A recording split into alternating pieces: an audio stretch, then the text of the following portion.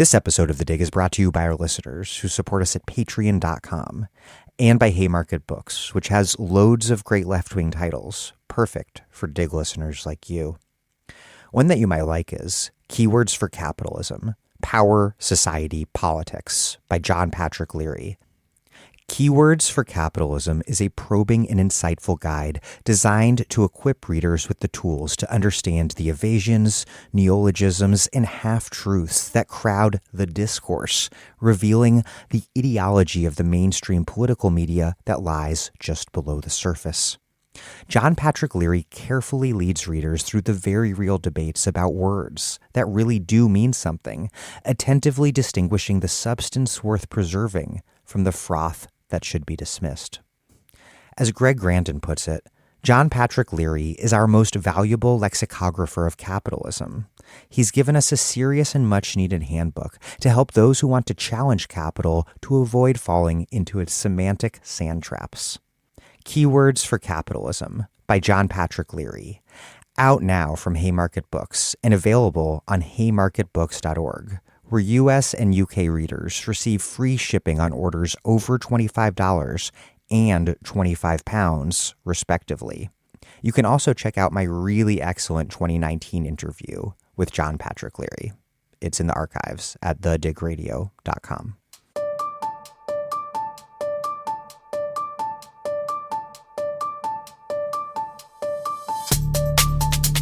Welcome to The Dig, a podcast from Jacobin Magazine. My name is Daniel Denver, and I'm broadcasting from Providence, Rhode Island. Nelson Lichtenstein is among the greatest living American labor historians. Today's episode is a conversation with Lichtenstein conducted by guest host Micah Utricht, editor of Jacobin. Their conversation is wide-ranging, beginning with Lichtenstein's life and education at the University of California, Berkeley, in the midst of that campus's many eruptions in the 1960s.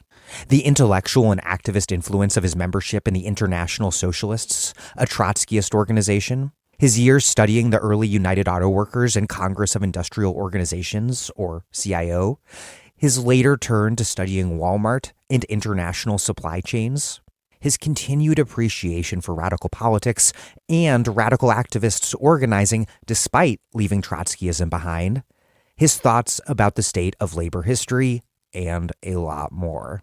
Okay, you're probably ready for the interview because it's a really good one, but before we get started, I do want a brief moment with those of you who regularly listen to this podcast but don't yet contribute, even though you can afford to. I know it's easy to ignore these sorts of requests, but if The Dig is an important part of your life, please contribute a little to ensure our long-term financial viability at patreon.com/thedig. Another big reason that you should contribute is because a contribution of any amount at all, any amount, gets you our really excellent weekly newsletter by email. If you finish a Dig interview wanting more context, eager to find what to read or listen to next, you've got to get our newsletter. We also have swag, books, tote bags, mugs for contributions of $10 or more a month. Please contribute now. That's patreon.com/thedig.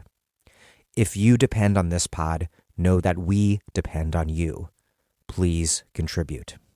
Okay, here's Nelson Lichtenstein, the author or editor of 18 books and research professor in the Department of History at the University of California, Santa Barbara. A Fabulous Failure, The Clinton Presidency and the Transformation of American Capitalism, co-authored with the late historian Judith Stein, will be published by Princeton University Press in September.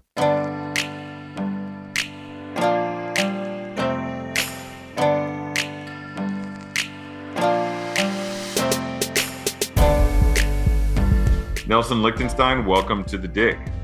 Glad to be here. Before we get into any questions about your historical scholarship, I want to start with some basic biographical questions. So you write in your essay collection, A Contest of Ideas, about being the son of a German Jew who fled the Nazis at the time of World War II and an American mother who fled Mississippi around the same time. And so you came of age during the civil rights movement era. Is that how you were first politicized? Yeah, well, yes. Although at the dinner table there was kind of my father was sort of a social democrat. My mother was a hostile to the Gothic South, and all of its aspects. And so I think that even before the civil rights movement, but yes, of course, the civil rights was a moment for everyone of my generation, and absolutely that was decisive. I was extraordinarily energized by that. I didn't go to Mississippi in '62 or '63, but I did go. I did end up in Alabama in the summer of '66. A little late for, well, not exactly late, but anyway. But yes, of course, it was extraordinarily important. Absolutely. My father, by the way, ran this five and dime store in Frederick, Maryland. Of course, Maryland's sort of a border state, and you could see the racial dynamics in terms of the clientele and the sales, and the town was segregated. My town was, and I just became of age just as desegregation was taking place. And what was that experience in 1966 like for you? You must have been an undergraduate at that point. Yeah, yes, I was. I went to Alabama to work for a newspaper called the Southern Courier, which was really funded by Northern liberals, not kind of somewhere in and around the Kennedys, or Bobby Kennedy, and we were trying to have another kind of break the media boycott in a way of about the civil rights movement, even at that late in '66. It had been, and I was posted to Selma and Mobile and Lowndes County, and it was it was revealing. I remember seeing Stokely Carmichael speak in a small Southern church, and that was very impressive. And it was I saw a social movement in reality, and that's extraordinary experience. It stays with you for your life. Now, I wasn't myself, like even 4 years earlier, when people were in Mississippi in '61 and '62, I mean, their life were in danger. I that was not the case at all with me. But nevertheless, I could see the nature of the struggle, and also I could see what success was, because when I was in Selma, I remember going to, I don't know, one day it was hot. I thought, I'm going to go to some air-conditioned restaurant and have a nice breakfast, just sort of take a break. And I go in there, and there's a placemat, which already, by the summer of '66, had the march on the Edmund Pettus Bridge as sort of one of the historic events of Selma. So it had already been sort of kind of kind of almost naturalized and made part of okay, this is what's happened. So it was that I thought that I remember thinking that I said, this is 18 months. This is what happens when a social movement wins. And shortly after that, you started graduate school in history at Berkeley. I went to Berkeley, yes. Yeah. And right. You joined the Trotskyist group, the International Socialists, shortly thereafter, right? Well, I think it probably took 2 years, or I mean, I was probably I don't know, maybe probably 2 years. I'm not sure. I was I was an activist in the movement of that moment. But and a lot of my friends were in it, but I didn't instantly. I didn't know about it. Some people went to Berkeley from like New York or Madison, Chicago. They knew exactly what they wanted to do when they got there. That wasn't the case with me. So, but I was very impressed with the every table, every organization had a leaflet, and the leaflets of the International Socialists were like, legal size, double space, single space, no margins, kind of an entire, thesis from 1917 to the present and what we do about it. So I was sort of impressed by that. And I a lot of the people in the history department, grad students, were in the IS, and so I came around that, and I began to participate in their activities. Within, I'd say 2 years, really, probably 2 years. And at this point, the IS played a pretty key role in Berkeley as a whole, in the civil rights movement, in the free speech movement that was kicking off in Berkeley around that time. Frankly, I went to Berkeley because of the free speech movement. I said, well, this is somewhere I want to be. The IS, which had been the Independent Socialist Club, and of course, your listeners should know it was the Shachtmanite wing of the Trotskyist movement, and that means, just to be very quick about it, the view of the Soviet Union, which was the crucial question. What's the Russian question? The Shachtmanites thought the Soviet Union was a bureaucratic collectivist state, whereas the other wing of the Trotskyist movement, thought, oh, it's a degenerated workers' state. Well, those actually, well, there were consequences that flowed from those two different points of view. So the international socialist, the independent socialist clubs, later the international socialists, have been very active in the free speech movement. Hal Draper's essay, The Mind of Clark Kerr, was very influential, and really, talking about the university as a bureaucratic machine. I mean, this came out of the how do you define the new regime in the Soviet Union, in part. And so Hal Draper was a leading figure then, and many others. And I found it a very vital, both intellectually stimulating and also, but not just discussion section. Every meeting, what do we do? What is to be done? I mean, that was the question. We can analyze and discuss, and then what is to be done? That was always, what do we do tomorrow? So I found that a very vibrant and stimulating. And you write in A Contest of Ideas about how many of your comrades from the IS went off to industrialize, to get jobs in the industrial Midwest in industries like auto and in steel. And also you say something that I found very surprising, that you almost came into being a public intellectual by your engagement in what the IS was doing in trying to stoke rank and file militancy within the UAW in the Bay Area, when you were writing leaflets that you were going to be handing out at the factory gates, right? Oh, yes. Yes. Well, I mean, we had this big discussion. It was part of a general New Left turn to the working class. But I mean, although of course the Trotskyists of all varieties thought that the working class was, essential lever of history. So, but we had a big discussion in 69, 70, and 71 about, what to do, where to go, moving off campus, to the industrial Midwest. And if you remember this period, 69, 70, this was a kind of Indian summer of worker militancy. There was a lot going on, drum, of course, but also all sorts of wildcat strikes, and the strike levels were very high in this period, and many were unauthorized. So that we had this big discussion. The other alternative to the Midwest was, well, who are we? We're kind of, middle class, literate people, get a job as a school teacher, or go work in a hospital, or that kind of thing. And actually, I think it was not a hard decision. It wasn't but people who did become school teachers weren't like, oh, that's the wrong thing to do.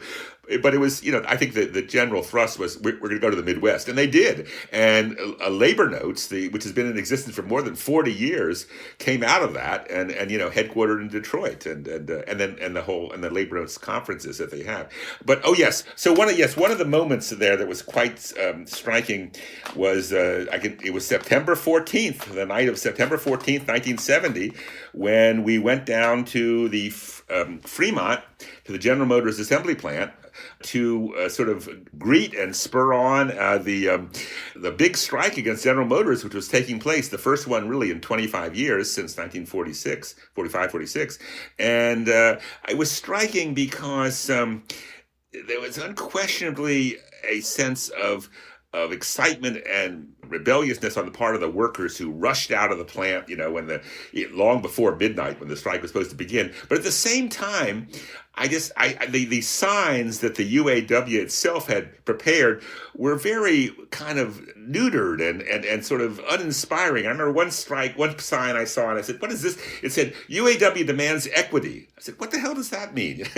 And the workers grabbed our signs, which were things like, GM, mark of exploitation, and I think that or things of that sort. And I think that part of the impulse that led me to become a labor historian was that contradiction that I saw at that night. But although it also, of course, came out of many, many discussions that we'd had. I later wrote a biography of Walter Reuther, and Reuther was kind of always a figure that was, where did he go wrong? Where did he go right? This was sort of all part of the discourse that was always, coursing through our discussions of labor, at that time.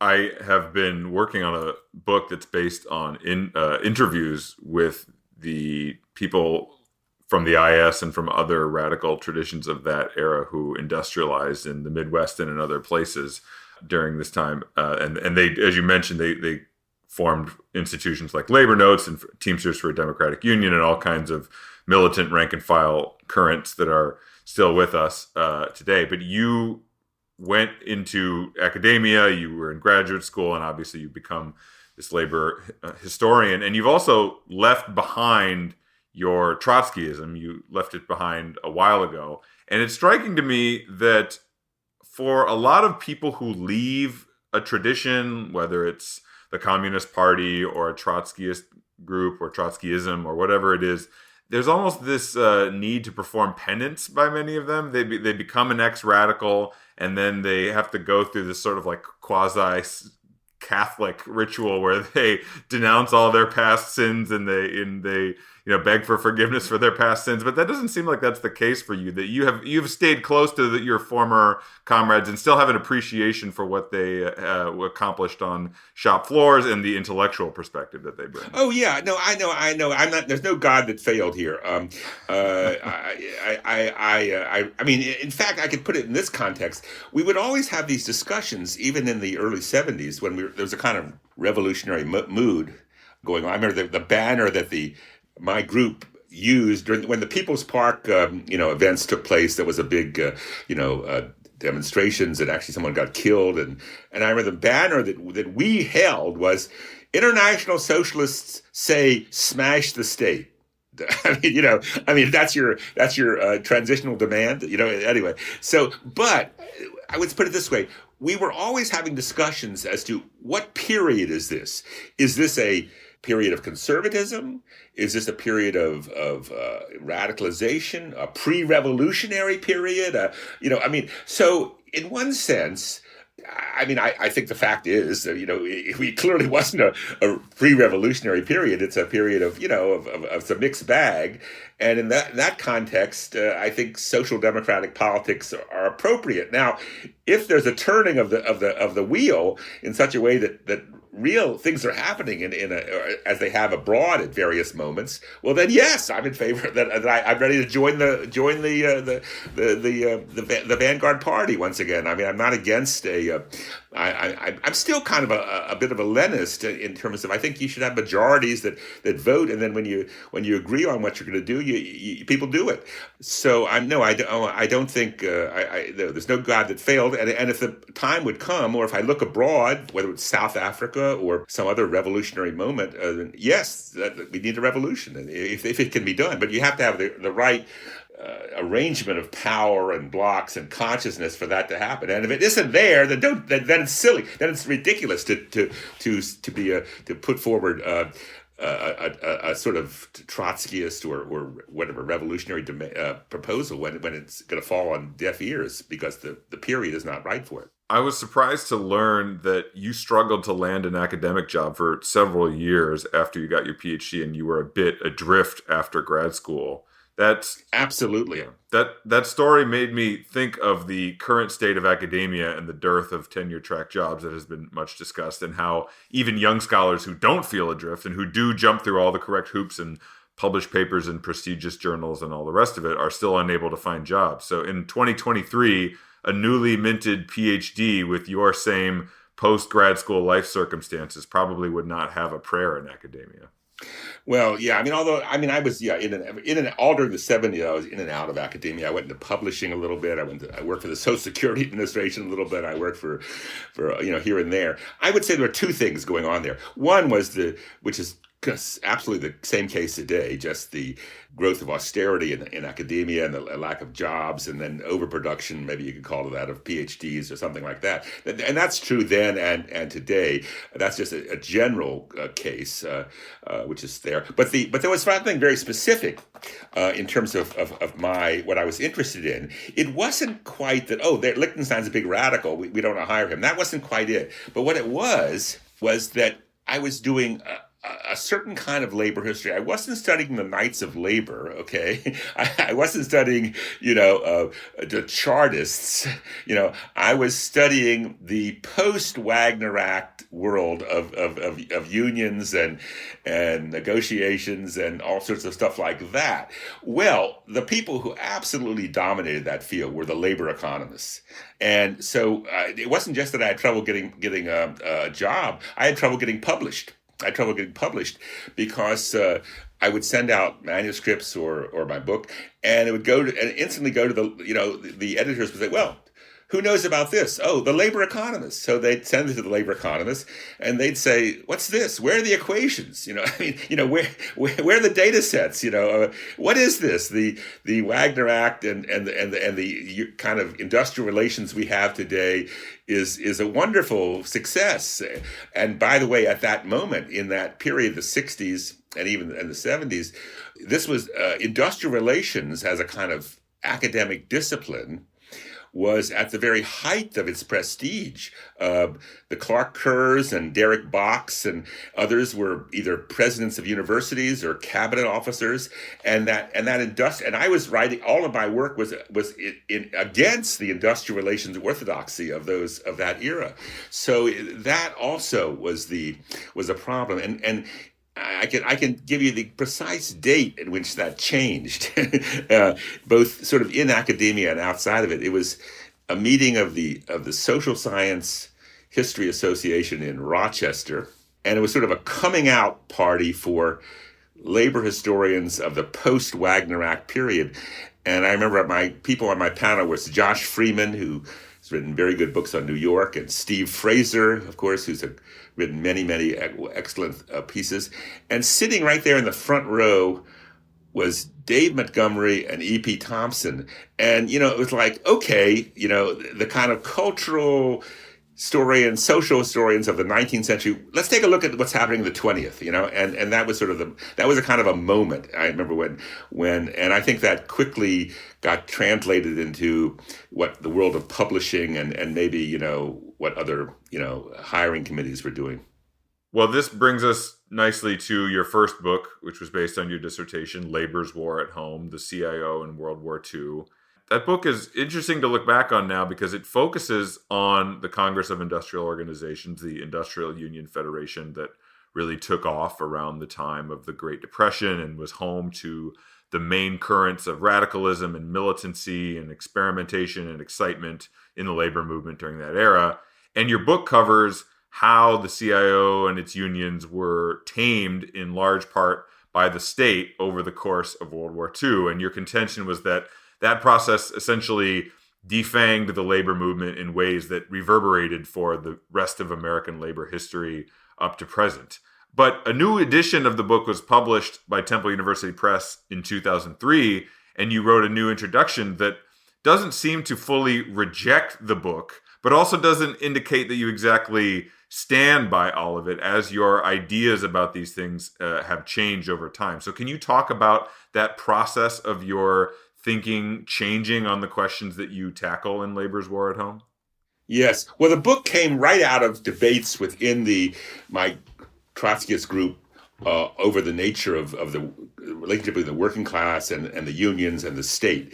And people like Hal Draper had been, and Harvey Swados and all sorts of people around us had been, adults and participants in World War II activities. And I saw, and also the tradition of my group of the Trotskyist movement had been hostile to the No Strike Pledge. The dissertation was entitled "The CIO Under the No Strike Pledge," and so they were fighting against it, and this was a big fight inside many of the unions. So I was very much engaged with that, and the book follows in some ways what we were thinking about and doing, but what was called the Workers' Party back in the 1940s, what they were doing, and then our subsequent thinking about it. And I do think that there was a kind of bureaucratization of the unions, and of course that was advanced not both in the unions and also by the state. The labor history part of the argument of that book was labor history didn't end with the Wagner Act. It didn't end with the legal creation of unions. There was this whole thing going on in World War II as well. Now, it is true. So what has happened? Why have I changed my mind a bit, to a degree? When I was writing the book, it was a period of, again, this sort of era of wildcat strikes and in Indian summer of militancy, Lordstown, and it was going on, all sorts of things of that sort. Subsequently, we got Reagan. We got much more conservative, and I came to see that consciousness is episodic, and what a social movement has to do, really, I think, is to capture to translate that consciousness, that heightened consciousness, whatever it is, whether it's civil rights or labor or feminism for that matter, and institutionalize it in some way in a law or an organization, because consciousness is not always at its height. And so I became, obviously after Reagan, I became, we need to figure out how to do that. So therefore, I see that as a bit more, that's what has to happen. Now, the civil rights movement sort of successfully, at least to a degree, successfully did that with civil rights laws, which are, and then for a variety of reasons, they seem to be enforced much better than labor laws. But that I came to see. I'm going to a talk by E.P. Thompson somewhere in the early 80s or something, and he was giving it at Berkeley, I think, or I don't know where it was, somewhere, and I think he was writing about the Chartist movement, and he said, a social movement has a sort of lifespan of about 6 years, it may continue in some deracinated fashion, but basically 6 years. And if it doesn't sort of succeed in that moment, then that's, so I thought, in a way that's what social movements do. And and in that period, you've got to institutionalize it somehow. Well, institutions also mean you're making a deal really with the state, with your opponents, and so, yes, to do at that degree, I think the whole era of Reagan and after had an impact on my scholarship and the way, actually, not just me, it was the way all of my comrades, thought about, okay, what can we do? What's to be done next? You're changing thinking on the period and on the nature of this bureaucratization. You must have looked back, for example, to previous periods of American labor militancy where there would be an upsurge and then workers would flood into unions and they would make some gains, but then without the creation of those of durable institutional structures that can eke out some basic rights for workers on the jobs and establish their ability to institutionalize gains in pay and benefits and all of those things, that it sounds like, unlike those previous periods of worker militancy and upsurge, the New Deal era and then the post-World War II period were periods where you came to realize that actually something important was won in that bureaucratization and in that engagement with the state, whereas previously you had seen labor's engagement with the state solely in terms of conservatism and losing the right to strike and just smashing that militancy. Yeah, I think that's it. And I don't think I'm unique in any way in seeing that. I think that's a whole generation and it came to see that. But of course, you can go too far on that and you can become a kind of just a sort of politician, and then a kind of incrementalism has its own problems and its own de-radicalization. There's no substitute for a kind of radicalization which has a level of consciousness that goes along with it. And I have to say, one reason I didn't industrialize, I didn't go to Detroit, and although I have worked in factories, I chose not to do it. I did think there was a role for academics, and especially back in those days. I mean, the academy was pretty conservative on many ways, and I thought, I saw myself as a kind of engagé in the academy. I'll tell you one little story. I learned something from feminists on this question. I may have at one moment in the early '70s, I was in my group. By the way, it was considered kind of gauche to talk about your academic work. This was considered you don't want to do that. So I remember I had a bunch of leaflets, and I was walking over to Ruth Rosen's apartment.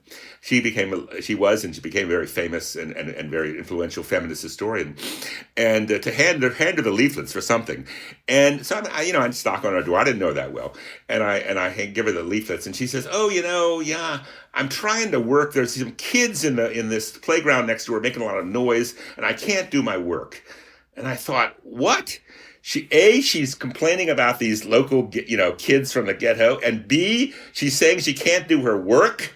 And then it sort of dawned on me, of course, her work was part of a kind of, sort of social movement. I mean, the creation of a feminist a narrative about American history, etc. And then that was important. And then my current spouse, Eileen Boris, when I met her later on in the decade, and also again, the feminists didn't have that problem. They didn't have that issue that others of us did.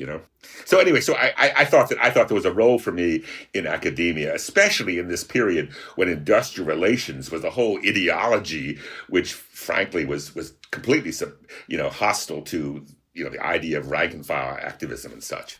I want to return to your ideas about the importance of labor intellectuals a little bit later, but to ask another question about labor's war at home. You write that you sort of came around to having a more nuanced view on the bureaucratic processes that were created in the labor movement during this period. One example of how you came around on this question was the question of black workers fighting racism on the job. That for many black industrial workers, the creation of these bureaucratic processes, rather than workers having to slug it out on the factory floor to win and maintain any kind of gain that they were making, for these black workers, they use these bureaucratized parts. They use the contract as a way to fight racial inequality on the job. And so this is one of the things that helped lead you to a sort of more nuanced version of what was going on with these new bureaucratic structures and with the quote unquote taming of these industrial unions in this period. Yeah. Right. Well, this is actually a very controversial question even today, and certainly not everyone would agree with what I think. But I think yes, insofar as you have a union which and has a contract or an grievance procedure, and you have to have a certain level of consistency and commonality in terms of seniority and all sorts of questions of that sort, then from the point of view of an African American or a woman or any other marginalized figure, it's sort of bringing the law, bringing bourgeois rights to the shop floor, and that's exceedingly important.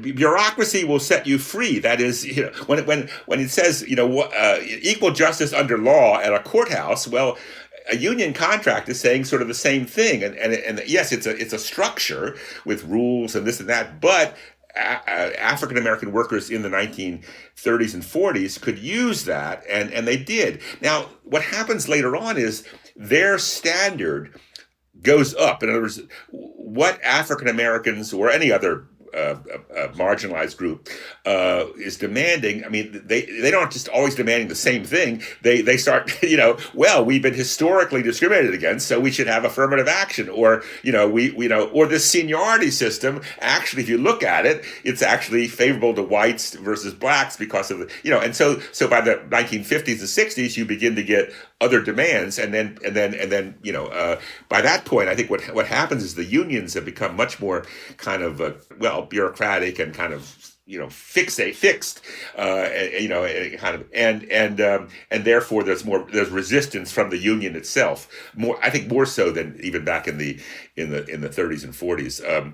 I mean, you can have a racist union where the leadership is doesn't want to have dances with blacks and whites together, but if they have to enforce the contract, on the shop floor, it's going to be advantageous to African Americans. That happened in Birmingham, Alabama, where the steelworkers had Ku Klux Klan guys in the leadership. But if they're forcing the contract, it would have an impact. It would have a somewhat egalitarian impact. So, but that's still highly contentious, and you can find other historians who would tilt that argument a different direction.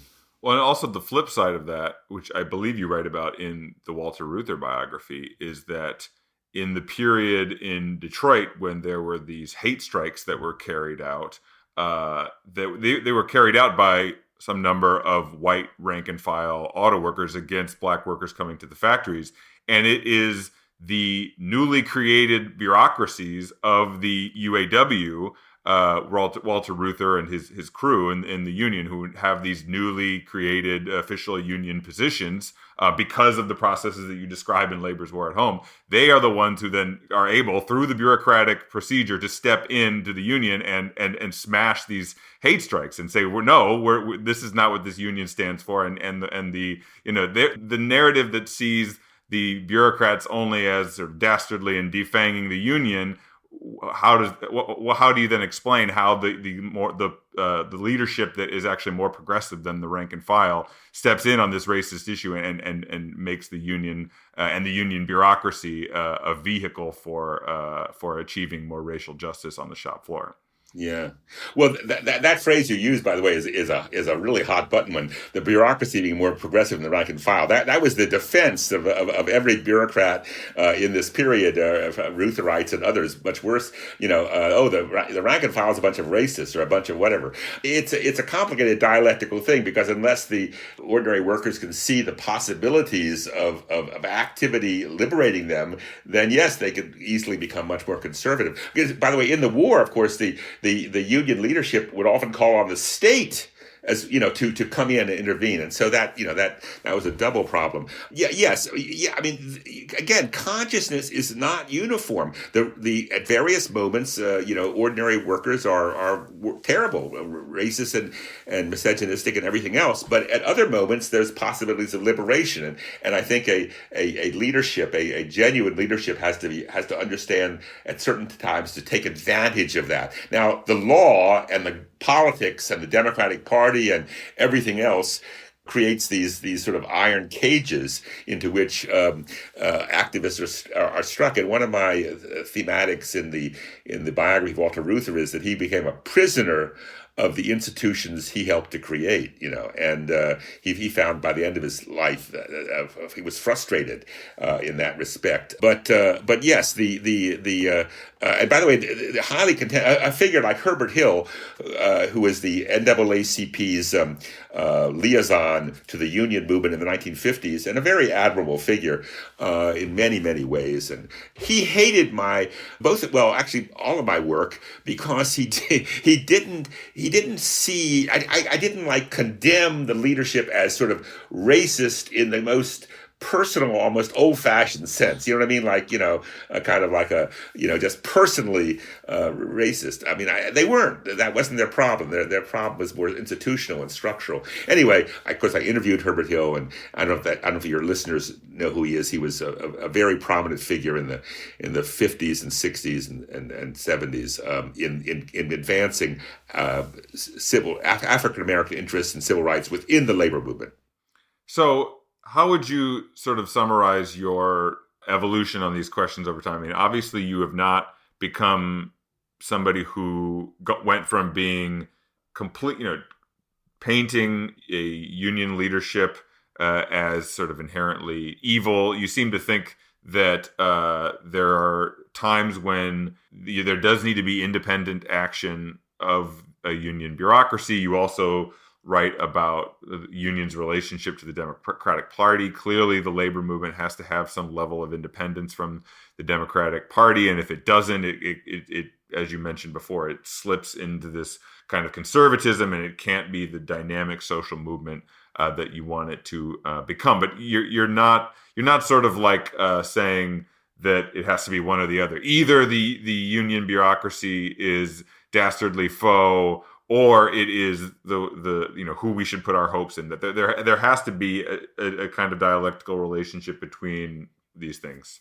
Yeah, and you can move the whole thing to the left. I mean, you can either with new people coming in, or moving people who were once stuck in the muds, moving them to the left. I mean, I think that there's definitely an opening and a place for organization, rank and file organization, and politics, and moving them forward. I identify and have for decades with labor notes, whose slogan is "Let's put the movement back in the labor movement." I mean, they've been around for more than 40 years. Actually, historically, there's been no opposition.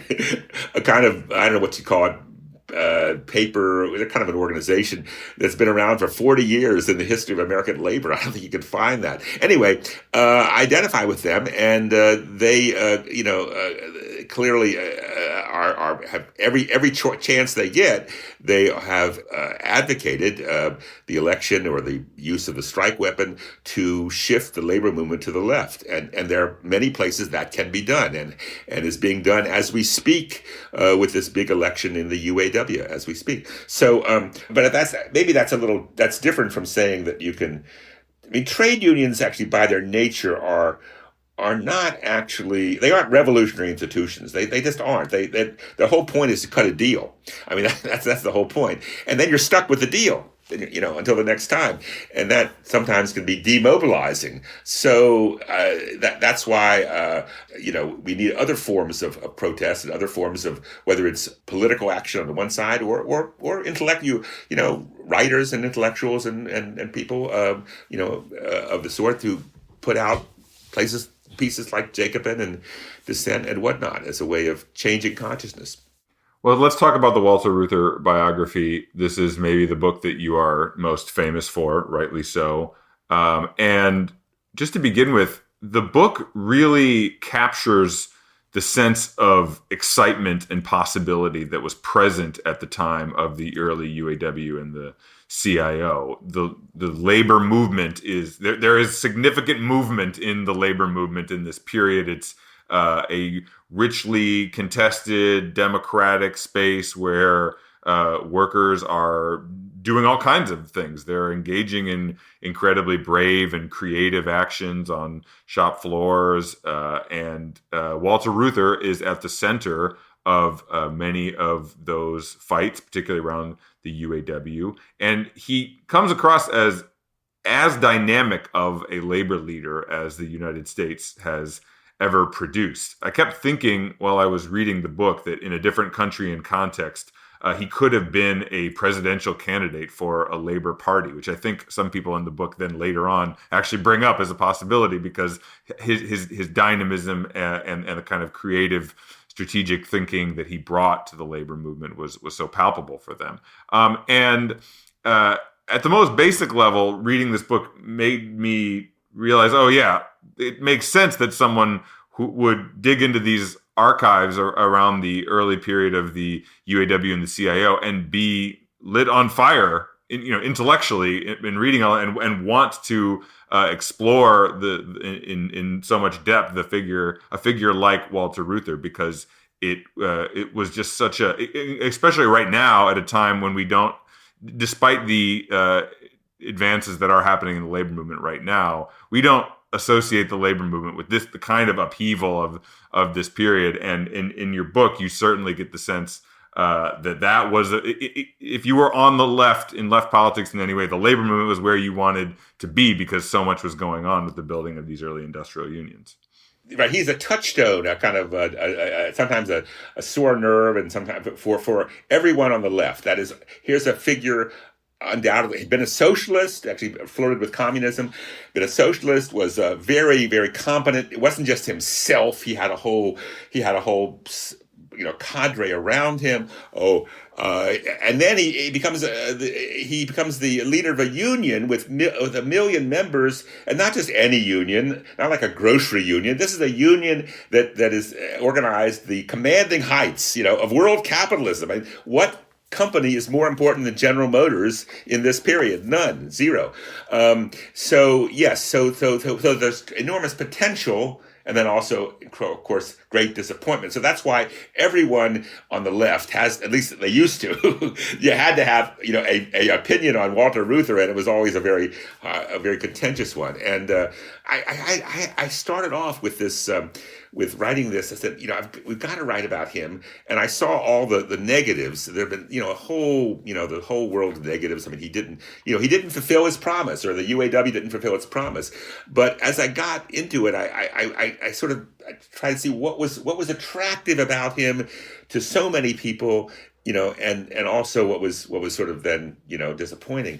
One of the things I think Reuther did, again, this sort of changed my perspective on some things, was that he was clearly trying to construct a corporatist governance of American industry. That was one of the things that he was doing in the war and shortly thereafter. And corporatism is kissing cousin to fascism on the one side, but on the other hand, it's sort of kissing cousin to a kind of tripartite, kind of social democratic governance. And I became increasingly interested in that. And in fact, because in Europe and other places, that's gone a good deal farther. So Reuther was trying to do that, but again, there are many pitfalls in that, because it makes you a collaborationist with the companies and the state. But there's no. I mean, yes, as I think one person wrote about. For UAW activists and intellectuals, it's like a true religion. The UAW was a substitute. It was a substitute in the minds of a whole generation, from Michael Harrington on down, to the American Labor Party that should have existed, and big debates did take place. Reuther got himself reelected time and again. He created this machine that's now being challenged in the current election. But nevertheless, there was even with his leadership, there was a lot of debate going on inside the UAW at various other levels, and I found that very exciting over all sorts of questions, whether it was the cost of living adjustments, or what to do about Taft-Hartley, or what to do about big issues like health insurance, or how to intervene in the civil rights movement, and the New Left. The UAW was at least Reuther was a big booster of the early New Left, and was trying to figure out how the UAW could both help it and also take advantage of it. I mean, so Reuther was an interesting, fascinating, and an important figure. And I would say this, that I came down.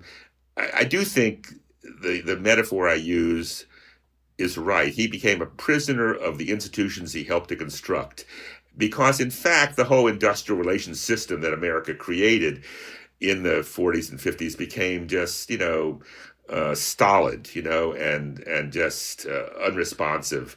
And we see that, with efforts by Starbucks workers to get a contract and things of that sort. And he it was, I don't know what could he have done to.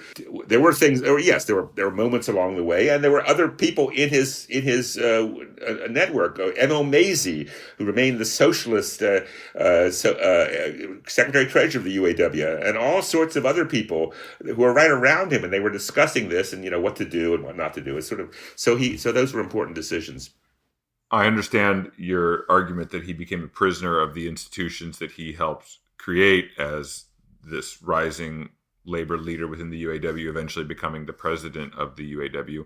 On the other hand, what's fascinating to read about him is that he seemed like a master strategist in any context that he was put into. And so what's a tragedy about his career as a labor leader at this crucial time in American labor history is that he's always wanting to put forward very bold demands, whether it's around achieving social democratic, a welfare state at home, or whether it's his proposal to retool auto factories to be able to produce the 500 planes a day during World War II.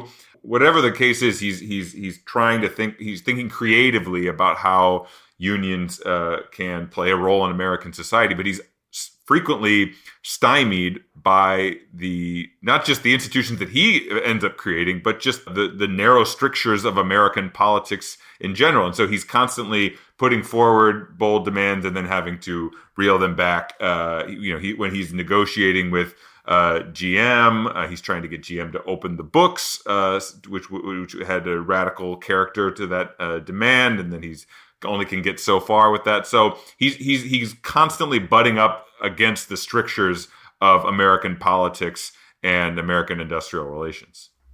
Right. Yeah, absolutely. And I mean, the argument of if you had a Labor Party, that would that would be a way to get around that. On the other hand, one thing I have become convinced of, I maybe is just the structures, well, we all are, of the Electoral College and the winner take all. It just makes a Labor Party in America, so difficult. I mean, I may be impossible just given the way the rules of the game are set up, whereas not the case in a parliamentary system. But yes, he does. The other thing, by the way, that I came to figure out when I was writing this, General Motors was like, okay, this is capitalism. Peter Drucker, wrote about that, and from like the late 1920s till like the 1970s, I mean, this is a long time. Like General Motors is the model for capitalism, and everyone, okay. And Reuther is trying to figure out how to fight that. That was the crucial thing, and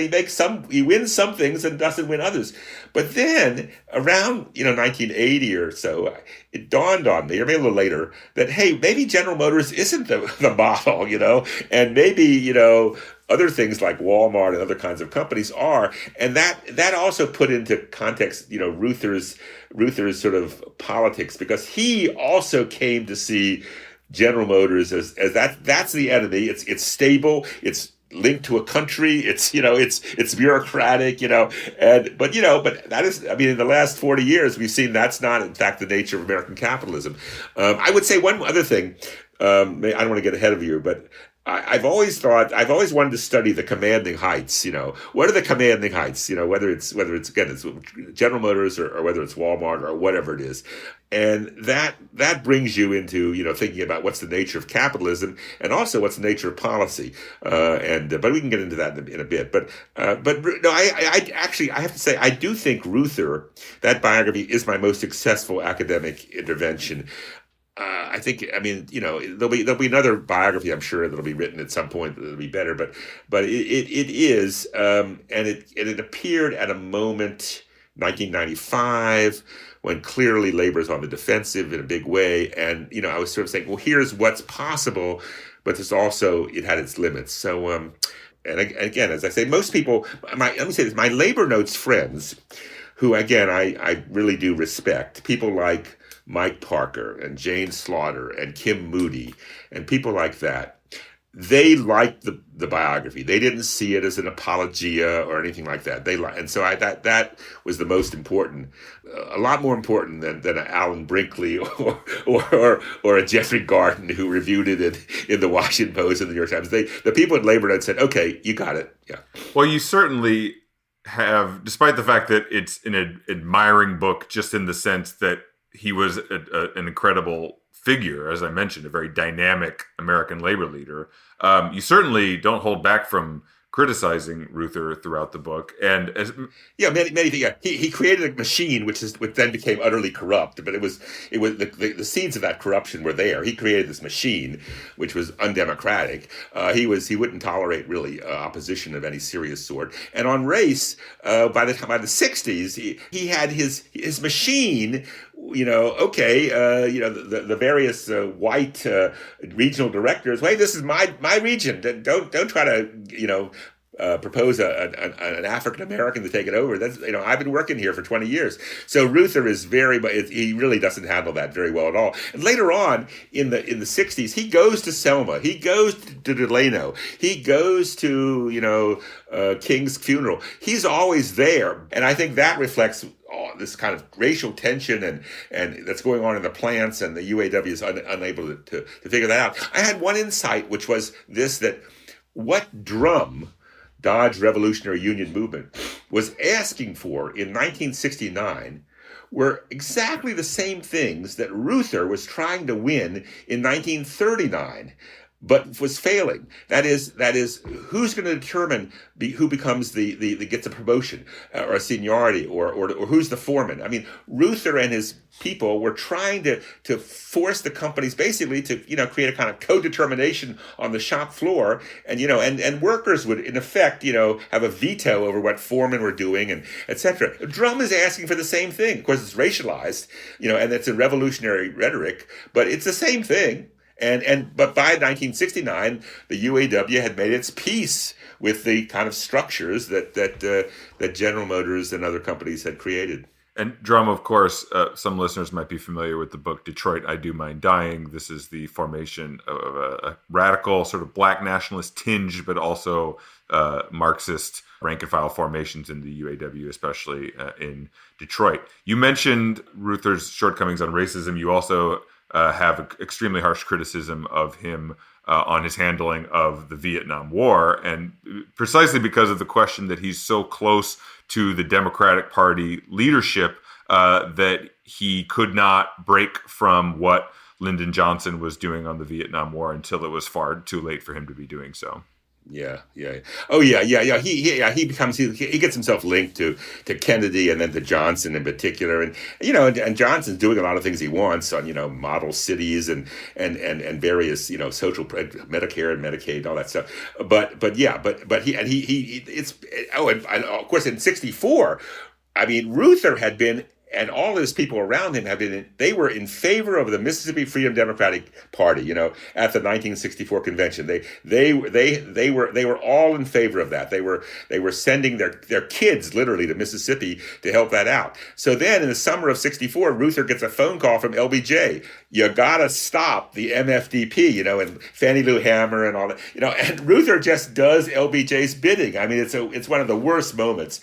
And really it's the moment when the UAW, which had been held in good regard by the New Left, by the authors of the Port Huron Statement, and the Port Huron Statement is written on UAW property in Michigan, right?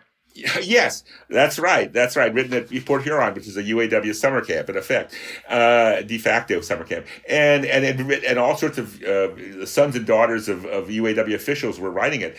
And that summer of '64, when Reuther does LBJ's bidding against the MFDP, I mean, that's a moment when there's a huge break between labor and the civil rights forces. I mean, meaning people on the right, of course, they were, but this is Reuther who's doing it, and so that was really disastrous. And then later on, when the Vietnam War becomes important, Reuther again he's hanging in there with LBJ, really reinterpreting LBJ's war program in a utterly liberal and unconvincing and dishonest fashion. He's saying, well, LBJ is really for peace. We're for peace.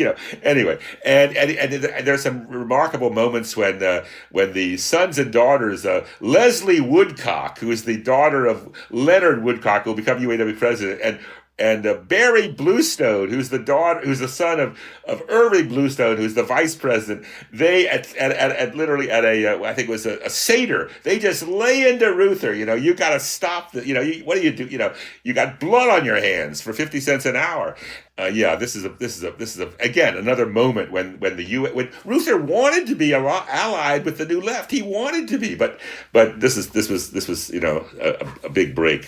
So all of this gets at the importance of this kind of independence that is needed from the Democratic Party, and just an ability on that when you read about Reuther's history from the beginning of the CIO until the New Left era, you're struck by the sense of how, if he had managed to thread the needle and he had managed to be able to absorb some of those energies of the New Left, you can imagine what kind of power the labor movement would have helped stoke within the New Left. It would have impacted the New Left in maybe positive ways, and the New Left would have impacted the labor movement in important ways, and it could have wielded incredible power in American society. But Reuther's trajectory shows it becomes a kind of opportunity that is in many ways wasted. And it was not impossible in other countries like Canada, and well, Great Britain to a degree, and other, where the New Left and the labor movement kind of, came together. Now, actually, after about 40 years, all sorts of new leftists became, leaders of unions and stuff. And today there's lots of aging new leftists who are probably just retiring. But yes, I think this was a decisive moment. Again, Ruther is the best, well, almost the best of the union movement, and his betrayals or failures, I think, would have huge consequences. Of course, there are other unions like 1199 and a few others, the ILWU, who were much better politically, but they were much smaller. I'm Naomi Klein. You're listening to The Dig, as well you should be, and you can support them on Patreon.com. This episode of The Dig, like every episode of The Dig, is produced in partnership with Jacobin Magazine. Jacobin is an incredible publication, and you've probably seen a lot of what they've published online. But they also have a really beautiful print magazine. It comes out quarterly and has well over 100 pages packed with illustrations, infographics, and some of the best graphic design in the country. Dig listeners can join Jacobin subscribers, developing socialist political thought and debate for just $15 a year. $15 gets you an entire year of Jacobin in print and access to the magazine's entire back catalog. If you've never subscribed to Jacobin before, you can access this deal by going to bit.ly/digjacobin, all lowercase. That's bit.ly/digjacobin, bit.ly/digjacobin, all lowercase. Let's move to your book, State of the Union, A Century of American Labor. Much of this book has to do with the idea of industrial democracy. And this is an old idea, but one that has been largely lost, as you write in the book. And it really never ceases to amaze me that despite the centrality of work to our lives, and despite the centrality of ideas like freedom and democracy to American ideals, so many people see the workplace as a place where those rights get checked at the door. So do you feel like the industrial democracy idea has any hope of being revived today? Good question. There are people like Bernie Sanders who use that phraseology, and there are others as well. It seems to be an antique language at this moment. The Starbucks baristas are not using that phrase in their, but clearly it was a powerful idea, and it was sort of the solution to the labor question, and that was a phrase that was used from the 1870s through the 1930s. Industrial democracy was sort of the left-wing solution. The more centrist solution was, collective bargaining. Liberals of that era thought, collective bargaining, that's the solution to the labor question. Steve Fraser writes very well on that issue, but clearly that wasn't the case. I think I had two big ideas in that book, State of the Union. I started writing it in Europe. I spent a year in Finland, and in Finland, the Finnish people I encountered. And I thought Finland's great. You got a strong union movement. You got good wages, egalitarianism. They were completely bored with the industrial setup in Finland. They were bored by it. They were just completely bored. I was like, let me talk about shop stewards. They were bored by it. What they were fascinated by was the American civil rights movement and things of that sort, and lots of European. And I thought, well, that's it. So I actually got that. Okay, why is that? And then I began to think, okay, what is the labor question? How do we think about that after the 30s? And I think a lot of it is in the world of civil rights. The civil rights is an utterly proletarian movement, the rank and file of it were. And really, the rights revolution, a lot of it is, how do we get rights at work? Nancy McLean would write a great book about that. So I began, I was thinking these two things, the kind of the labor metaphysic on the one side and the rights ethos on the other. How do those two things intersect, and to what degree do they do that? And so that's really the core of that book. And I think what happened was, although not in the minds of everybody, but certainly in the minds of a lot of jurists and politicians and other intellectuals, there's a counterposition between the unions with their sense of collective activity and the civil and the rights world with a sense of a kind of almost, well, at least legally individualistic, are you being discriminated, are you etc., and then you challenge that through the courts. And for a moment there, I think there was an opposition there. A guy named Reuel Schiller, a very good legal scholar, wrote a book called Forging Rivals, which was about this conflict between collective principle and that of the rights principle in the 40s, 50s, 60s, and 70s, and how these two ways of thinking about justice come into conflict. And I think that was what I think that's over, by the way. I think today that dichotomy is over. Maybe not in the courts, but it's over, I think, in a popular way. And when you look at the Starbucks baristas, I mean, they're multicultural, multiracial. They don't see that. They see collective action as the solution to their personal problems, etc. I don't think we have that. But it was a powerful, I think, dichotomy in the 1950s, 60s, and 70s. Well, so I'd like you to say more about that, because yes, one of the central arguments in State of the Union is about this rights consciousness, which seems to be a product of the civil rights movement and everything else that happens in the 60s. But you make the point that the solutions that seem to be on offer for oppression based on race or sex or sexuality or whatever are sort of individualistic. Like, there's a rise in, for example, legal mechanisms to address discrimination on the job. If you've been discriminated against at your job, what you need to do is, file a lawsuit against your employer. And so the collective idea that the solution to your problems at work lie in collective organization with your coworkers, that is sort of off the table. But you're saying that you think that is back while still tending to ideas of rights around different kinds of oppression? Excuse me. Well, I think that was the case then, 40, 50 years ago. But I mean, I think today that's changed. That's changing. I mean, again, it's not in the law. You can still find it probably, and a lot of these things end up in the courts. But I mean, I think in popular consciousness. But of course, back in the 50s and 60s and 70s, the union movement was in the doghouse in terms of kind of its sense of all that excitement of previous decades. It's viewed as a stolid and bureaucratic apparatus, mainly for white guys, and I think that was one of the reasons that the civil rights movement found itself often in opposition and not in much sympathy with the union movement. I was going to make one. Oh, let me just give you one example. Thurgood Marshall, who came out of the 30s and was very much a labor liberal, in a case in the early 70s where a couple of African Americans, department store in San Francisco, had sort of conducted a wildcat strike based on the company and the union were racist, and they said, well, we're going to put out a picket line here and demand that, and then they were fired. Thurgood Marshall comes in and says, look, he says, yes, they should stay fired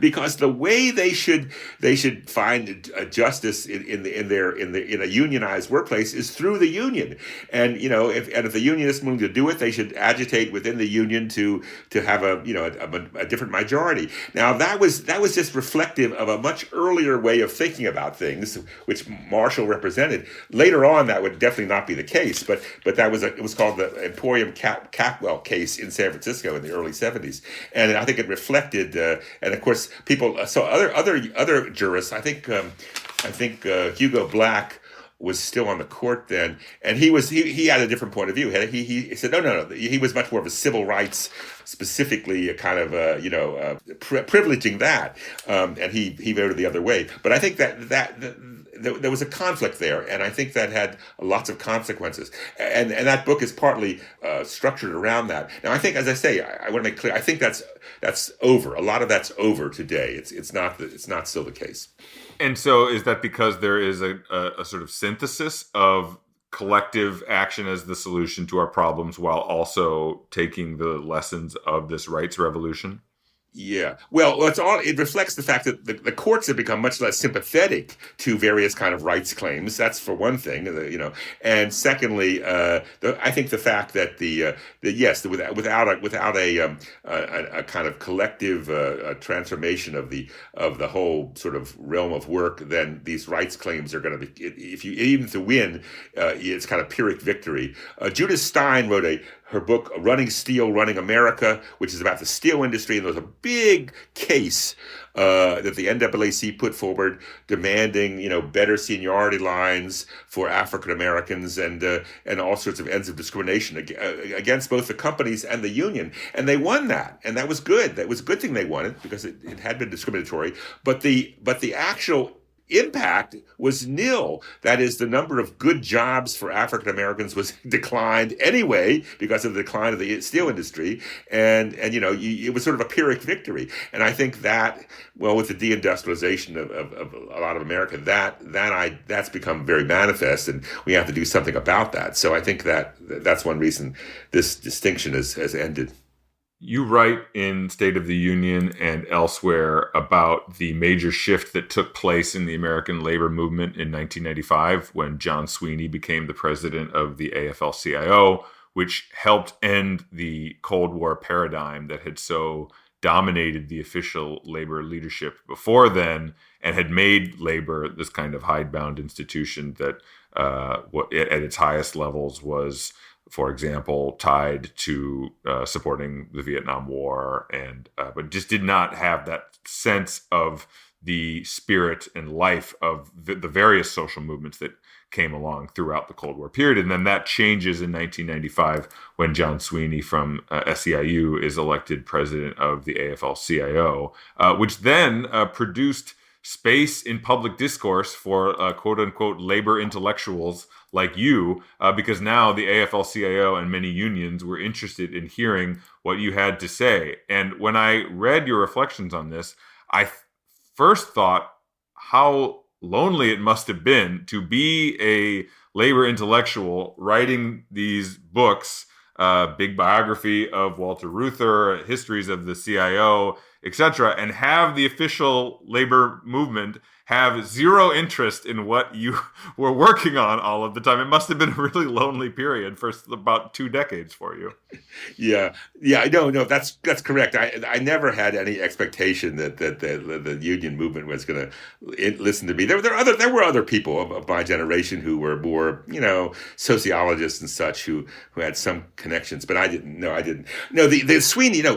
Okay, so Sweeney comes along, and this was the absolute nadir of the union movement in terms of its public reputation. I mean, I wrote this book on Clinton, and it's so clear that in the early '90s that all of the Clintonites, whatever their politics, they just couldn't take labor seriously in any way, shape, or form.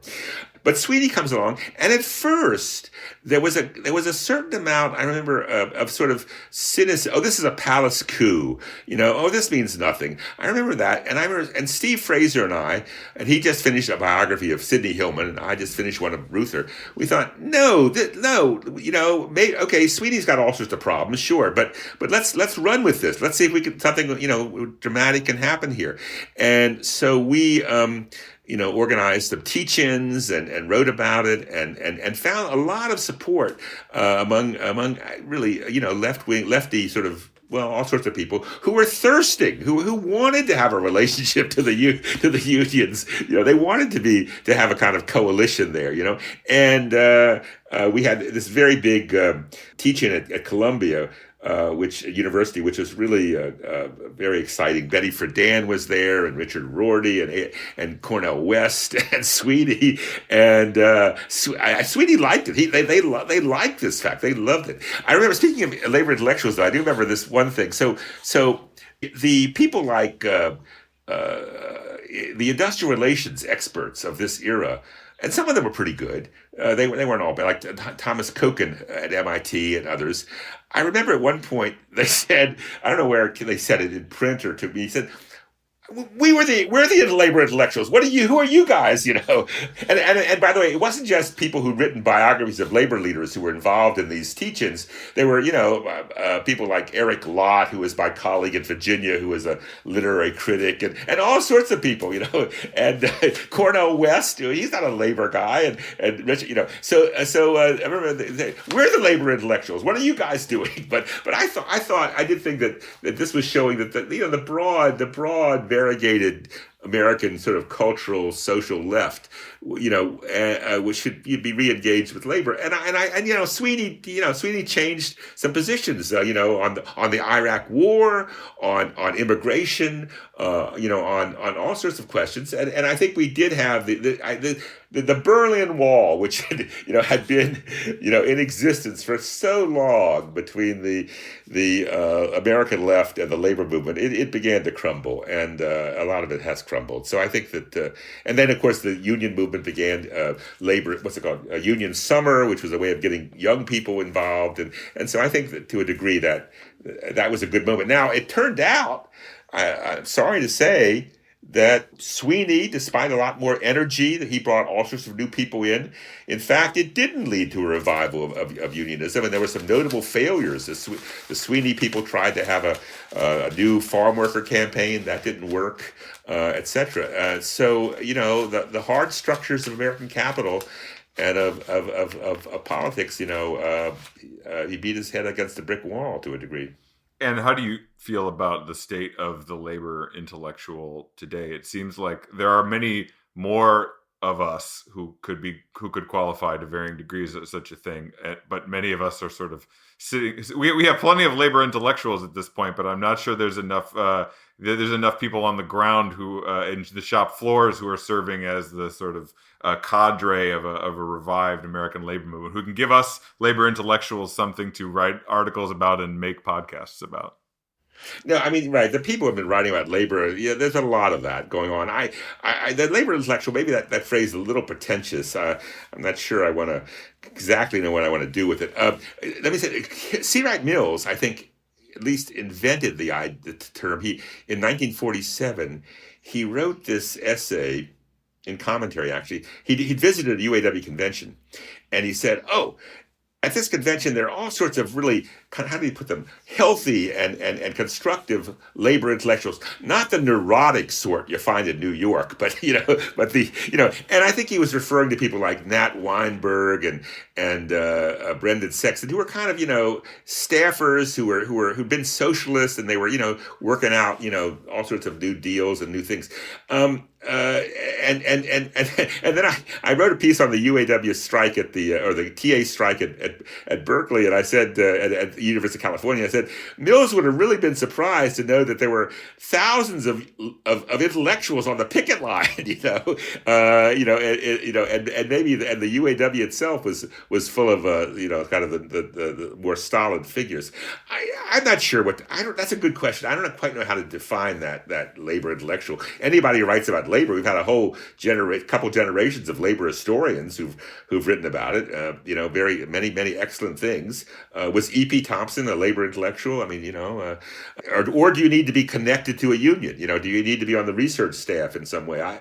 So it's I don't know. What do you think? I don't know exactly where to draw the lines here on this question. Well, it seems like there are many of us, particularly through institutions like left magazines like Jacobin, which we have emphasized writing about forgotten episodes of American labor history and insisting that there was something very important going on there, and also just generally working to make the idea of belonging to a union a cool thing, a thing that young hip people should aspire to be. That the labor is not some hidebound institution, especially at a time when so many young people are suffering from low wages and being squeezed economically in every other way, and work is terrible. When we hear about the heyday of American unionism, we think, oh, that sounds great. We could really use some of that in our own lives these days. And so, I think that has hopefully produced some level of young people who are going into the shops to become shop floor activists. And it's also, as I mentioned before, has created some number of us who read lots of books about the labor movement, follow it very closely. We'll write about whatever is going on, reflect on it, but are fundamentally in need of movement at the shop floor level in order for us to have things to write about and reflect on.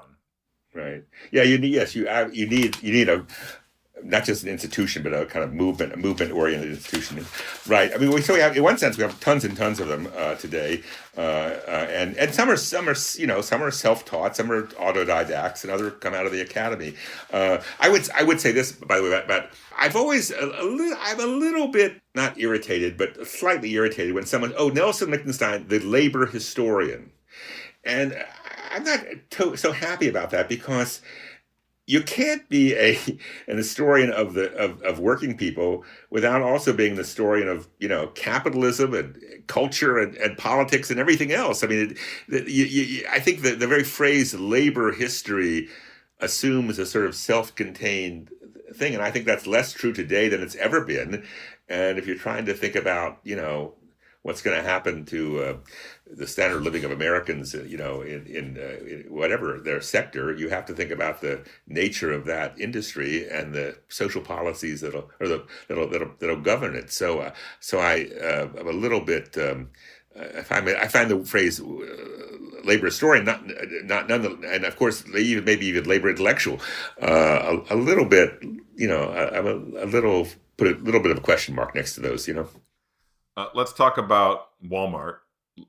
Around this period, after the Sweeney victory as the head of the AFL-CIO, you then turned your attention to Walmart, and you described it, as you mentioned earlier in this conversation, that you were previously focused on GM because to understand GM was to understand American capitalism, and then you realized that that things had changed, and now you had to understand a company like Walmart in order to understand the shape of American capitalism and global capitalism. So can you talk about that shift in your work and the shift to understanding and studying things like supply chains and your time, as you mentioned in Contest of Ideas, you call yourself a supply chain tourist.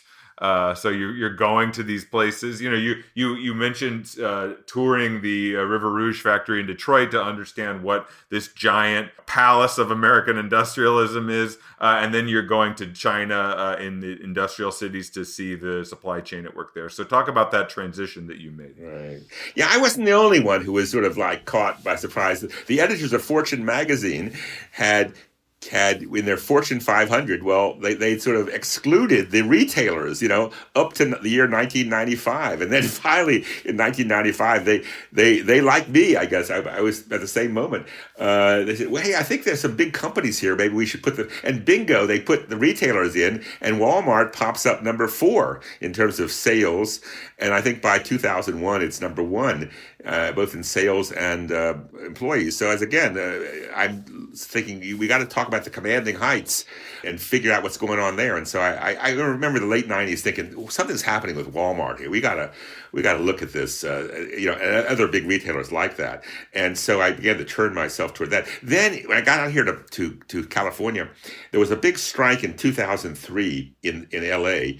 In the grocery industry. And Walmart didn't have any stores at all in LA, but all the grocery companies said, Walmart's coming to town. They're going to have low wages. We got to, take a really tough strike here and reduce really labor costs, so that we can compete with Walmart. It was a long strike, a long and pretty bitter strike. So in the middle of that strike, we had to have a conference on Walmart because that's the reason for this strike. And so we had it was very easy, made a few phone calls and we got a very successful conference on Walmart. And it was the New York Times covered it and all sorts of people came, and it was a kind of indicated, yes, this is something to study. Because what's going on here? Yeah. Oh, and I was shocked to learn in the Contest of Ideas that your conference was so successful that the Walmart CEO, Lee Scott, Lee Scott, felt the need to essentially respond point by point to many of the issues that were brought up in your conference in a major address that he gave. So you clearly you struck a nerve at the highest levels of the C-suites in Bentonville. Yeah, I did. That's true. I mean, again, I never, ever interviewed any current manager at Walmart. I guess by the way, one of my academic or archival or whatever you want to call it laws is never interview a current manager. They will just give you the PR. Always interview, especially those who've been fired or retired, and that's what I did at Walmart. I found the people who've been fired or just retired anyway, and had long conversations with them in the Ozarks and things like that. Right. So yeah, Walmart. Okay, I had to.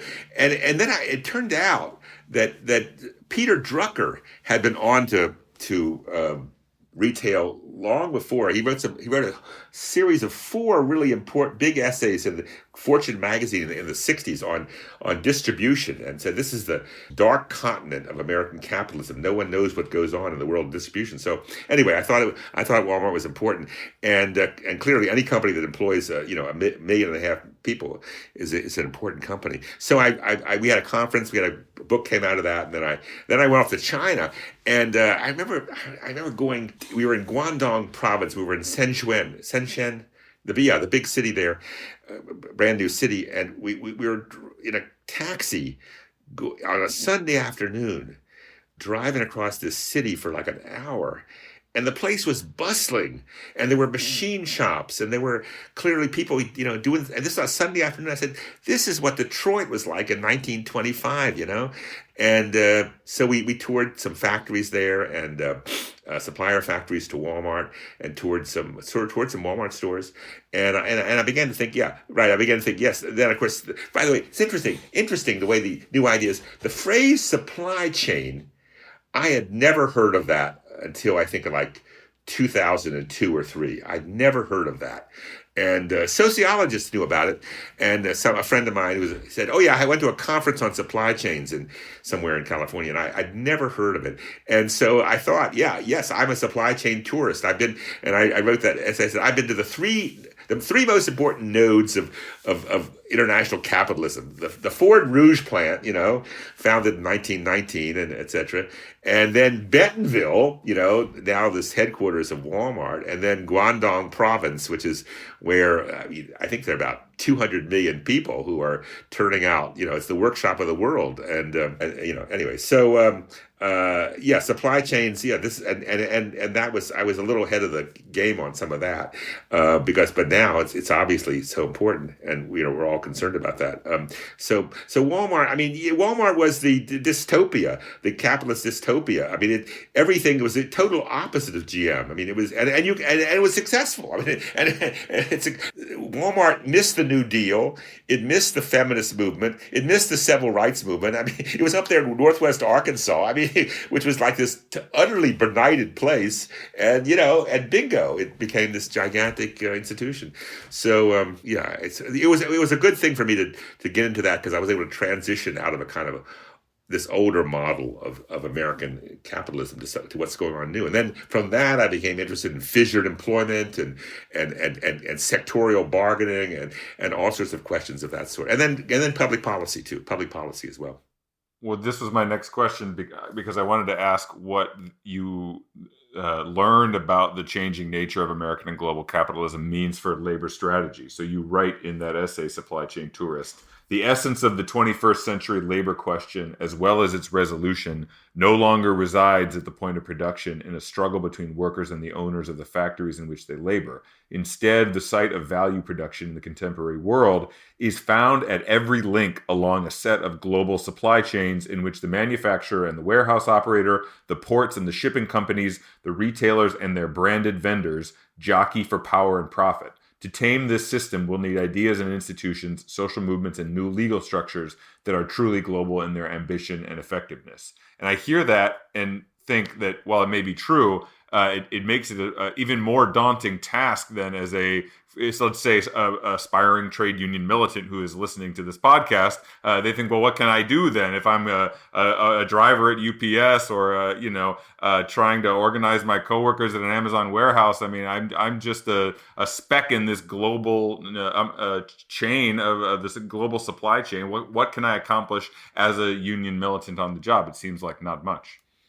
Yeah, well, right. Well, two things about that. I mean, I do think actually you can accomplish something as a union militant, but one thing is, I guess the conceptual sense was that production, which had always been privileged by everybody, capitalists and worker and labor historians and workers, but production, the definition of production was broader. It had to do with the whole supply chain, and that you had to see that as sort of a unit, and a very clever unit on the part of the capitalists, because they control it, but they don't have the legal or even moral responsibility for what's going on there. And so that was one thing to sort of see that.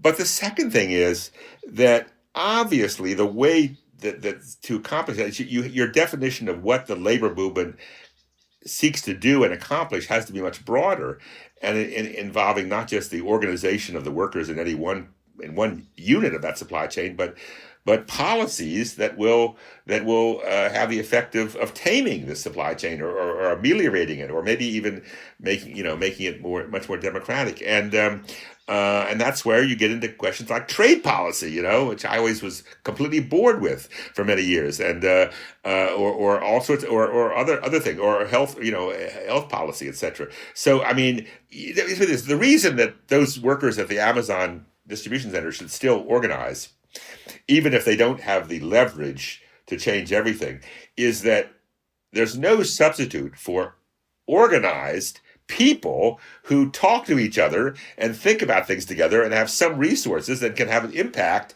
on the political and or cultural social world. There's no substitute for that. I mean, the only reason we know about some of these conditions in some of these places is because you had a group of people, whether they were formally organized or not, who told us about it. Otherwise it's all invisible. I mean, that's why we know a lot about conditions in auto plants in Detroit, but not much in the transplants, in Tennessee. They're unorganized. So you have you have to do that.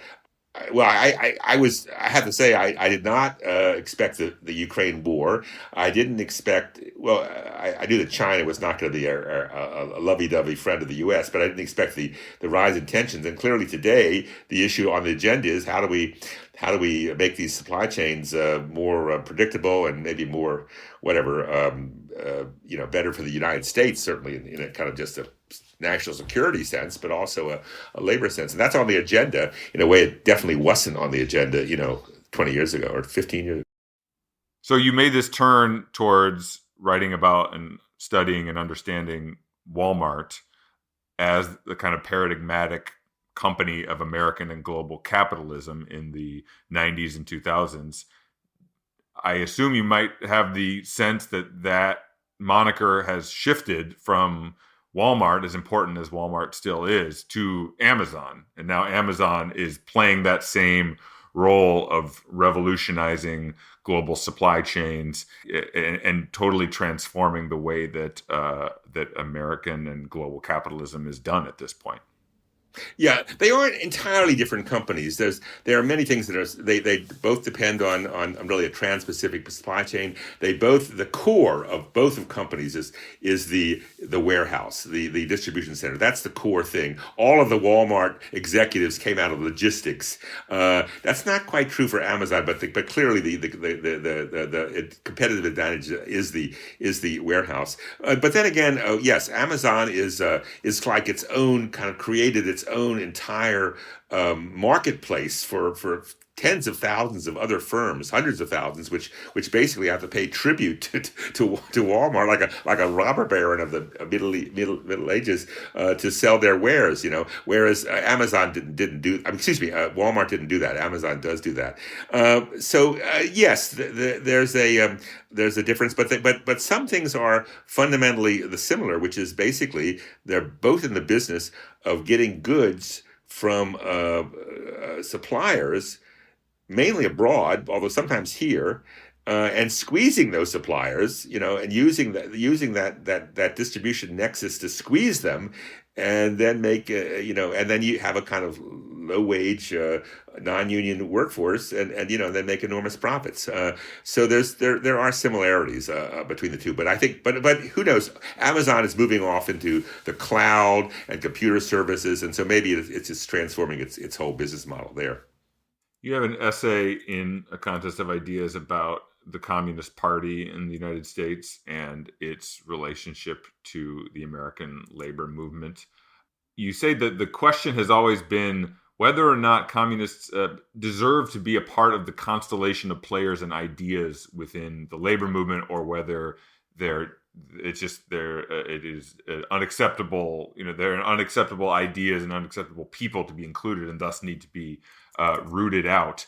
And it seems to me that at this point in the 21st century, when we are in this moment of nascent rebirth of American socialism, that this is one of the key things that today's radicals are fighting for, or at least radicals who come from, let's say, an institution like Jacobin or a podcast like The Dig, that we are trying to advocate for socialism's rightful place within the American world of ideals, or people who are young radicals who are organizing in their workplaces and within their unions, that they are one of the important things that they're arguing for is establishing that people who believe in the socialist ideal have a rightful place in the shop floor and in the labor movement. And it seems like however you identify with your own politics, whether it's as a socialist or as a social democrat, that you at least believe that there needs to be a kind of robust mix of competing ideas in the labor movement and in the body politic in order for us to advance in a progressive direction as a society. Is that accurate? Well, yes, that is accurate, and my ideas have changed to a degree in this sense. 50 years ago, or whatever, when I was back in the Berkeley in the Trotskyist world, we had this idea. Look, the communists. I mean, this is linked to the whole Cold War world, and I think actually a certain kind of Trotskyist writing helped provide ideological ammunition for the much more conservative Cold Warriors. But anyway, that the communists were the counterfeit left. They were products of wherever they came from. They'd not been born on the Lower East Side or born in Kansas, but nevertheless they ideologically linked themselves so closely to a monstrous regime that made them not part of the left, and therefore exclude them. And although on civil libertarian grounds, this tradition I identify with was not in favor of McCarthyism and stuff like that. Now, having said that, I think today I've changed my mind in this respect. That yes, it's true that for all sorts of reasons the communists were identified fundamentally with the Soviet Union. In some ways, that was one reason they hung together for a lot longer than the socialists did in that period. But when you look at every other aspect of the communists, they were part of the left. They were workers or African Americans or women, and what they were interested in was what the left was interested in, the Popular Front. And so I guess maybe at the end of the Cold War, 30 years, and I'm willing to sort of put that identification with the Soviet Union in a little bit of a box, and sort of look beyond that. And so I do think it was an albatross, worse than an albatross, around the neck of the American left. But today, clearly, how should I put it?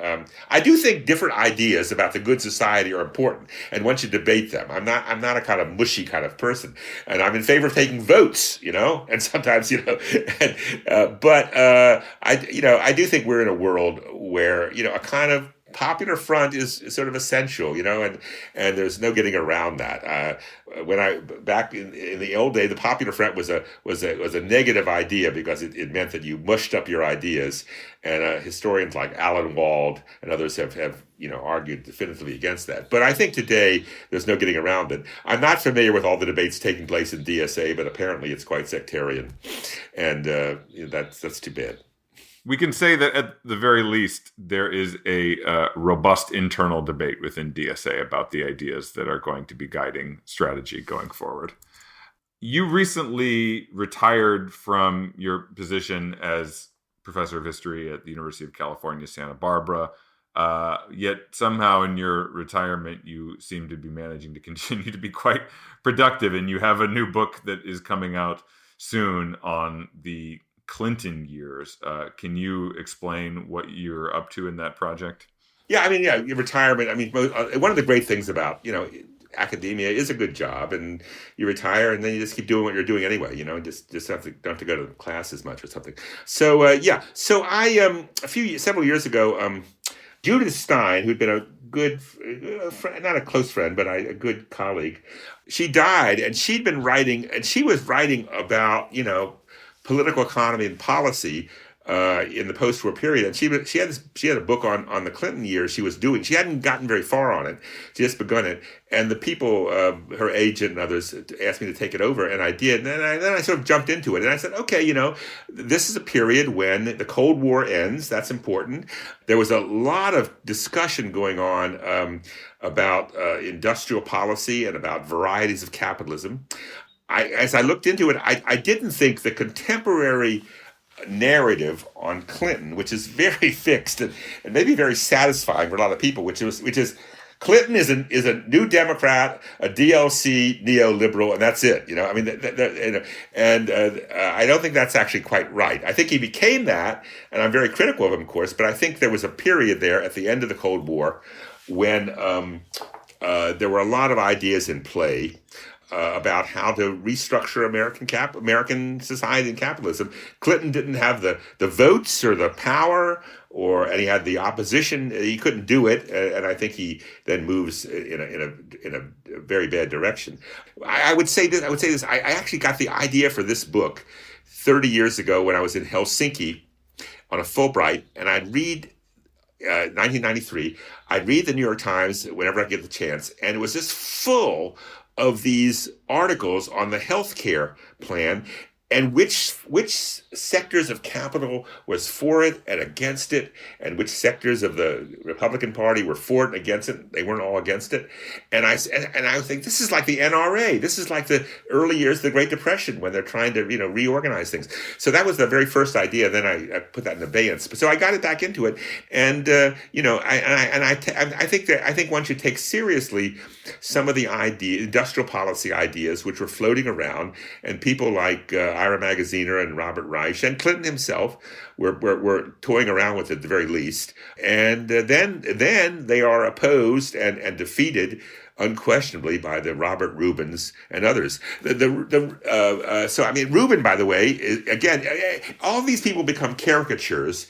I don't think it's in any way, shape, an apology on my part to see them as a little more complicated. So Rubin, Goldman Sachs, Robert Rubin, he's a staunch welfare state Democrat. I mean, he wants the welfare state. He just thinks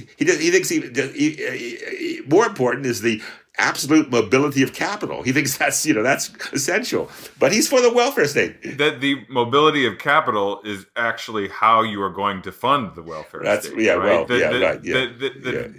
That Goldman Sachs needs to be able to make money. But that it's essentially a trickle down, like an update of a Reaganomics kind of argument that but they don't start out by saying we're gonna let Goldman Sachs run free and we're going to destroy the welfare state. It's no, we're going to let Goldman Sachs run free and the welfare state. There's going to be shared prosperity, across the board, and that's obviously not what happens. Right? Yeah. I mean, and actually, also I get into Wall Street. Wall Street is in favor of a kind of much of not all of it, but there's a substantial proportion of Wall Street that's Democrats. They're Democrats, and the reason is they're into real estate, and they like real estate, and they don't care about taxes. I mean, taxes are not where they don't care how high the taxes are. They're willing to have high taxes. That's not their problem. They want mobility of capital and open and trade and so the Goldman Sachs is really big on capitalizing and financing the Chinese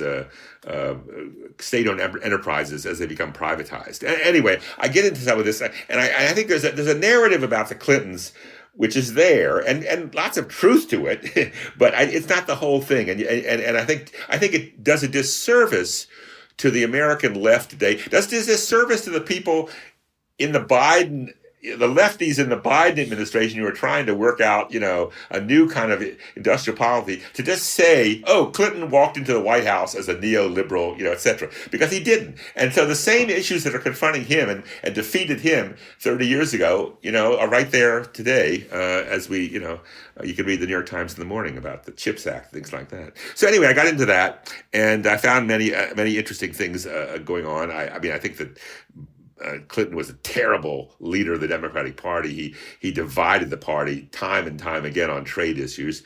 I think NAFTA was absolutely a blunder. From his point of view, from the point of view of politics, there was absolutely no need to do NAFTA, but he did it anyway, and maybe at the behest of his Wall Street advisors. I mean, it was a blunder of the first order. Although I just one thing for your listeners, what's interesting is Clinton and Hillary don't go into the doghouse of the left until 1996. They were still held in a certain regard. Clinton was very good at defending and explaining Obamacare in the 2012, etc. And Hillary was kind of respected as even on the left as as kind of doing okay as a Secretary of State. It's Bernie Sanders who comes along. He doesn't have to attack them. He just says, "This is what I'm for," and that just makes them look terrible. I think it's even Bernie Sanders much more than the Republicans, who, of course, had been after them for decades. But it's Bernie who just says, this is what I'm for. And I think that was a whole enormous tribute to Bernie Sanders in 2015 and 16. And remind us what the name of your book is and when it's coming out. In September of 2023, Princeton will publish A Fabulous Failure: The Clinton Presidency and the Transformation of American Capitalism. So you just finished this book on the Clinton years, and you seem like you still have quite a bit of writing and scholarship left in you, but you have retired from your position. So assumedly at some point you're going to be looking back on your long and storied career in labor history. And I wonder how you feel about the current state of the discipline of labor history in 2023. Well, I think that it's fairly healthy. Partly in the sense that I think it's a kind of imperial discipline. It wants to bring everything under its umbrella in a way, and so historians like Sven Beckert writing Empire of Cotton. I think he's sort of a labor historian. He's concerned about that, or people doing cultural history of various sorts, and the feminist scholars. I think it's sort of spread out. The number of labor history jobs per se is there aren't there, but the number of people who are sort of trained in a kind of labor history, or at least with a labor metaphysic in mind, is there, and they're having an influence. My grad students, I mean, for whatever reason, they ended up doing work on corporations, on finance, on policy, but they were all kind of came at it from the point of view of the questions that labor historians would ask. So I think it's fairly healthy, although as a kind of institutionalized subdiscipline, with which maybe it's fraying at the edges, just because it's taking on many different questions, And I'm very much against trying to police the boundaries of labor history. I think that would be a mistake. Nelson Lichtenstein, thank you very much. Delighted to have had this conversation with you.